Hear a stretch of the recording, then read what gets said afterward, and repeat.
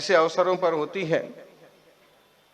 19 साल पहले हमको एक जिम्मेदारी जो सौंपी गई थी, कहिए आचार्य पद भी एक तरह की जिम्मेदारी है।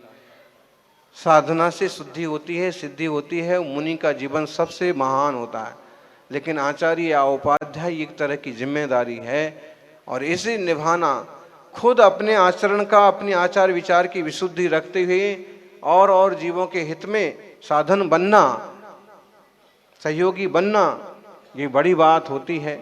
उसको हमको 19 साल हो गए और योग संयोग की बात है, दक्षिण भारत के उदगांव कुंजवन में इसी सिंहासन पर इसी तिथि को बैठने का अवसर 2011 में आया था।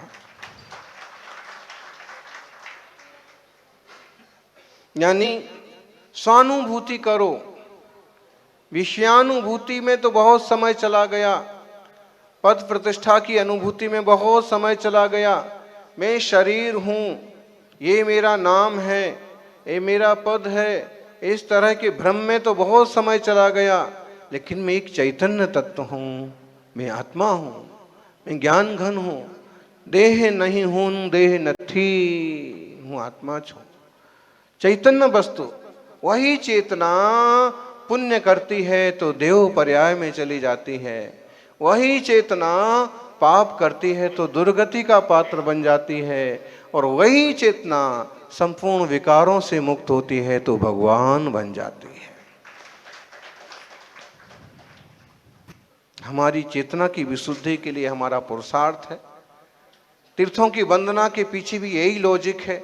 देखा जाए तो पहाड़ सब एक जैसे हैं, देखा जाए तो कहने वाले कहते ही हैं मूर्ति को पत्थर, लेकिन नहीं। जैसे हम पहलवान की फोटो को देख करके, अब देखिए वो मूछ वाले आपके साथ आए होंगे, हाँ, अब उनको देख करके कोई भी एक बार सोचेगा कि अपनी भी ऐसी मूछें हों। पहलवान की फोटो देख के, इंस्पेक्टर का बढ़िया फोटो देख के कोई इंस्पेक्टर बनने का सोचता है। आजकल हीरो हीरोइन का चक्कर चलता है, उसको देख करके लोग वैसा अपना गेटअप बनाते हैं, सेटअप बनाते हैं। ऐसे ही जब हम परमात्मा को देखते हैं तो वैसा होने का भाव हमारे मन में आता है।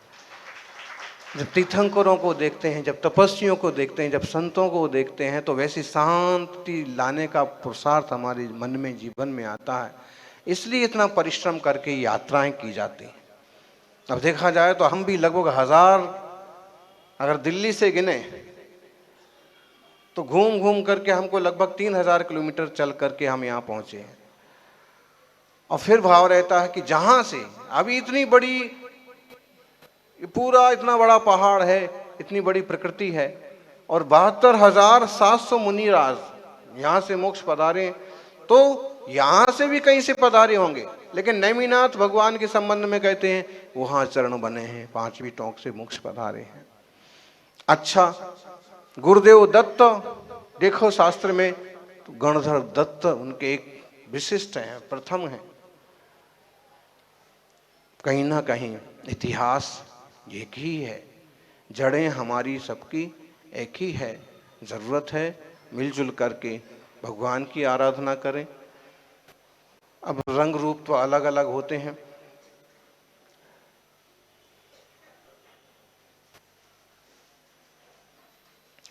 ऐसे एक दोहा हम पढ़ रहे थे कि तुलसीदास जी कृष्ण जी के मंदिर में पहुंचे। लोगों ने आग्रह किया होगा, संत पुरुष थे, तो लोगों ने कहा कि आप इनका भी नाम जपा करो। तो तुलसीदास जी ने एक दोहा कहा, मोर मुकुट मुरली सहित भरे विराजे नाथ। मोर मुकुट मुरली सहित भले विराजे नाथ, तुलसी मस्तक तब झुके जब धनुष बाण हो हाथ। मतलब मान्यता है उनकी, वो मान्यता है, वो ये चीज का निषेध नहीं है। तो ऐसे ही हमारे यहाँ अनेक तरह की मान्यताएं हैं। इन मान्यताओं को हम परस्पर क्षमाविष्ट संयोगी करने की कोशिश करें और ये पक्का मानिए कि जिस दिन भी आत्मशुद्धि होगी, जिस दिन भी हमारा कल्याण होगा, उस दिन हमें सर्व विकारों से मुक्त होना होगा। क्रोध, मान, माया, लोभ, कसाय, ये सब हमारे शत्रु हैं। संसार में आप जिस भूमिका में हो वो भूमिका निभाना पड़ती है।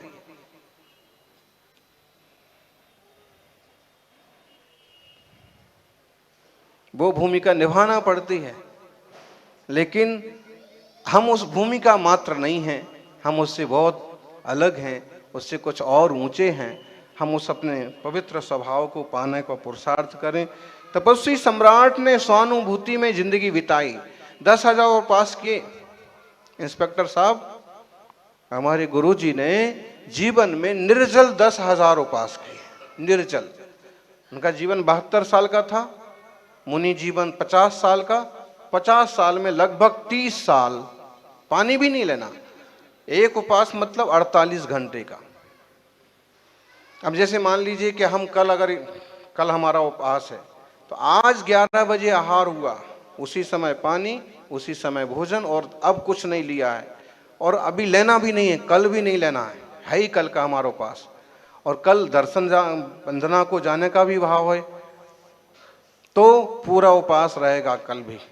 और फिर परसों 11 बजे जाके पानी लिया जाएगा। ऐसे उन्होंने 10,000 उपास किए। हम तो 8 दिन में, 4 दिन में एकाध करते हैं, 48 घंटे का सलंग चलता है। और आहार भी केवल 24 घंटे में एक बार ही होना है। आज हुआ हो गया। अब जिनका भी ये तपस्या का ये मार्ग ऐसा ही है और सर्व संग त्याग का मार्ग है। वस्त्र का धागा भी नहीं लेते हैं, किसी तरह की पराधीनता नहीं, ऐसा नहीं, कोई दिखावा नहीं है, सहज मतलब नेचर जीवन, नेचुरल लाइफ। सर्दी, गर्मी, बरसात कुछ भी है, उन्हें अंतर्मुख रहना है। और केवल वस्त्रों का त्याग नहीं होता है, कपड़ों के साथ साथ लफड़ों का भी त्याग होता है। ऐसा नहीं कि किसी तरह का तमाशाबाजी करना, कि किसी तरह से समाज को उलझाना, कि किसी तरह का गलत संदेश देना। साधुओं का जीवन इस कलयुग में दिगंबर मुद्रा की साधना बहुत कठिन साधना है, और फिर भी कुछ संत मिलते हैं जो इस मुद्रा में रह पाते हैं। आप देखिए, इस तरह की प्रवृत्ति अपनी वैदिक संस्कृति, श्रमण संस्कृति में तो है ही, लेकिन एक कंटिन्यू। अब जब से हमने दीक्षा ली, आज जैसे वो 19 साल तो हमको इस जिम्मेदारी को हो गए, फिर दीक्षा ली, उसके 29 साल 29 साल हो जाएंगे। तो तब से आज तक कभी भी हमने स्नान नहीं किया है। चलते चलते बारिश आए और शरीर धुल जाए वो बात अलग। तब से अब तक कभी वस्त्र आदि का प्रयोग नहीं किया। तपस्या का ये जैन नृग्रंथ तपस्या की सबसे बड़ी कठिनाई यही है। और तब से आज तक कभी हमने किसी गाड़ी में पांव नहीं रखा। मतलब अगर हम अभी तक 1 लाख से ज़्यादा किलोमीटर चल चुके हैं इन 28-30 साल में, तो पाँव से ही चले। दिल्ली वाले बैठे हैं, 22 का चातुर्मास, 23 का चातुर्मास दिल्ली में हुआ था। दिल्ली के बाद लगभग राजस्थान का गोल चक्कर लगा तो ये लगभग 400 किलोमीटर चल करके 24 का चातुर्मास किशनगढ़, 25 का अहमदाबाद, जिसमें आपके सभी भूपेंद्र भाई, हर्ष भाई सभी लगभग पहुँचे, सब ने लाभ लिया थोड़ा थोड़ा। उसके बाद फिर यहाँ पहुँचे। तो अब रोड खूब खराब था, फिर भी पैदल ही चलना है। यहाँ आते आते पाँव छिल गए। उस दिन आपने देखा हो, साधु लंगड़ा के चल रहे, किसी का हाथ सहारा लेके चले, क्योंकि पाँव में भाई शरीर है, मिट्टी का ही है, चाहे आपका हो चाहे हमारा हो। और फिर भी इस काल में इतना इसको निचोड़ने का, ऐसे बोलते ना कि धरती पे सोते हैं, आसमान ओढ़ते हैं, धरती पे सोते हैं, धरती पे सोते या फिर लकड़ी के पाटे पर। धरती पे सोते हैं, आपने उस दिन देखा लकड़ी का पाटा ही होता है बस, कोई बिस्तर आ जाएगा, रात को कोई गदेला आ जाएगा ओढ़ने का, कुछ नहीं आएगा। धरती पे सोते हैं, आसमान ओढ़ते हैं, माटी की काया से अमृत निचोड़ते हैं, माटी की काया से। भक्ति, शांति, आनंद का अमृत निचोड़ते हैं। ऐसे तपस्वी जीवन के 28 मूल गुण होते हैं, आचार्य के 36 मूल गुण होते हैं।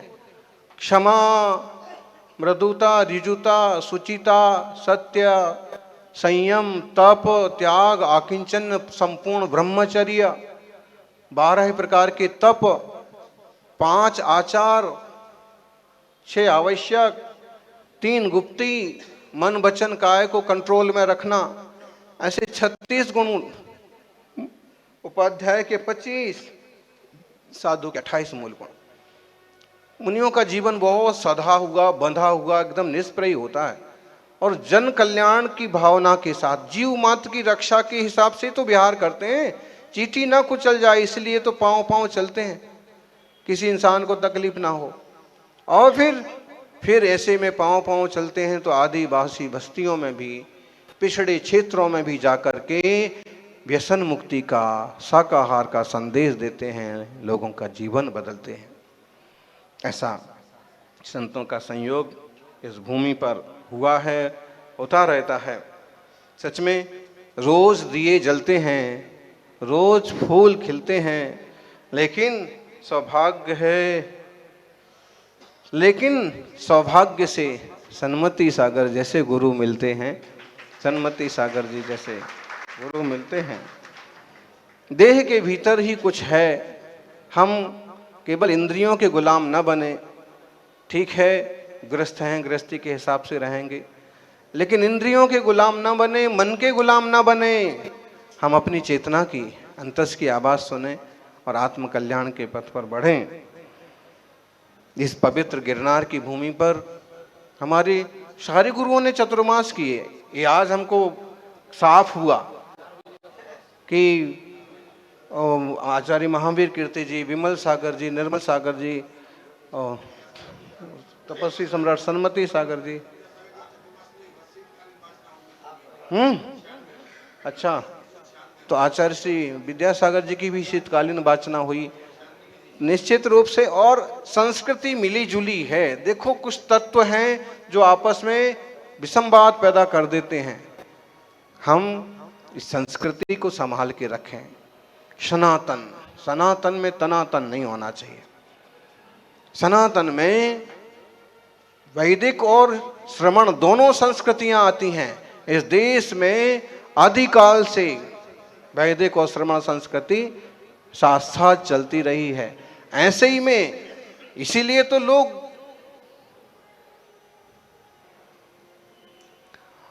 चक्कर में पड़ जाते हैं। अब जैसे जैनी लोग कहेंगे 5वीं टोक हमारी, नेमिनाथ मोक्ष पधारे। अब वैदिक जन कहेंगे 5वीं टोक हमारी। गुरुदेव दत्त ने तपस्या की, संभव है, गुरुदेव दत्त गणधर दत्त हैं और उन्होंने तपस्या की है, की हो, पक्का है। तो संस्कृति मिली जुली है। ऐसे में हम एकाधिकार की बजाय मिलजुल करके सोचें, मिलजुल करके भक्ति करें। एक दिन तो हमने यहाँ तक कहा था कि निर्माण लाडू को लेकर के, निर्माण लाडू का मतलब क्या, एक अर्घ चढ़ाना। आज हम भगवान का मोक्ष हुआ था, जैसे समझ लो कि अब रामनवमी और जन्माष्टमी और महावीर जयंती तो सब जानते हैं, लेकिन निर्वाण की विशेष व्यवस्था जैन शास्त्रों में है। जिस दिन वो सिधारे तो स्वर्ग मोक्ष सिधारे, इस तिथि में षष्ठी को, सावन की षष्ठी को, सावन की सप्तमी को, आषाढ़ की सप्तमी को नेमिनाथ मोक्ष पधारे और दीपावली की कार्तिकी अमावस्या को महावीर स्वामी मोक्ष पधारे। तो 24 तीर्थंकरों की मोक्ष की तिथियां हैं, तो वो एक तिथि मनाना है, उसमें क्या करेंगे, अर्घ चढ़ाएंगे। अर्घ में क्या करेंगे, श्रीफल रखेंगे, बड़ा सा लड्डू रखेंगे। लड्डू क्यों रखेंगे, इसलिए रखेंगे कि संसार में जीव दुखी था, परेशान था, लेकिन इनने क्या किया, तप करके अपने सारे दुखों को, सारे विकारों को मिटाया और ये पूर्ण आनंद को प्राप्त हो गए। मोदक, मोदक मतलब मोद करने वाला। तो अब हम, इनकी पूर्ण दशा उपलब्ध हुई है, इस उपलक्ष्य में क्या करते हैं, इस टाइप का एक प्रतीक बन गया कि जैसे लड्डू मीठा है ऐसे ये परिपूर्ण है, लड्डू गोल है ऐसे ये परिपूर्ण है, ब्रह्मांड गोल है ऐसे ये परिपूर्ण है। तो परिपूर्णता का प्रतीक, आनंद का प्रतीक मोदक अर्पित किया जाता है। मरना दुख का कारण है, लेकिन मोक्ष होना आनंद का कारण है। इसलिए हमने एक दिन ऐसी कल्पना की थी कि हो सकता है निकट भविष्य में सब लोग बैठ करके, संत महंत बैठ करके और ये निर्णय करें कि एक ही दिन तो होना है, 10 मिनट का ही तो कार्यक्रम है, इस कार्यक्रम को नेमिनाथ के निर्वाण कल्याण को हम सब मिल करके मनाएंगे। दिल्ली के विज्ञान भवन में मोहन भागवत जी के सानिध्य में, नेतृत्व में, हमारी उपस्थिति में एक बड़ा कार्यक्रम हुआ। तब उन्होंने एक बात कही, वो मुझे आज भी, उन्होंने कहा, वो महावीर स्वामी का जन्मोत्सव का आरंभ था, तो उन्होंने इसमें कहा कि लोगों ने भगवान बांट लिए हैं, हम सब भारतवासी हैं, हमें भगवानों को बांटना नहीं चाहिए। महापुरुष किसी एक संप्रदाय के नहीं होते हैं, जन जन के होते हैं। अगर उस बात को हम यहाँ रखें, निश्चित रूप से एक ही तो अर्घ अर्पित करना है और उसमें अपनापन बढ़ता है, आनंद बढ़ता है, तो बुराई क्या है। वो दिन दूर नहीं है जब एक सकारात्मकता, अभी भी बहुत अच्छा माहौल है, लेकिन और भी अच्छा हो, और एक छोटे से समुदाय की, आज संख्या बल में देखें तो सबसे कम जैन लोग हैं, ये छोटे से समुदाय की भावनाओं का भी सम्मान हो, ऐसी मंगल भावना, सब जीवों का मंगल हो, कोई दुखी ना हो, कोई कष्ट में ना हो, कोई संकट में ना पड़े। सौनो मंगल, सौनो कल्याण, सर्वे भवन्तु सुखिना। जय बोलिए पैसवे तीर्थंकर, यदुवंशी, यदुकुल तिलक, हरिवंश कुल तिलक, नेमिनाथ भगवान के।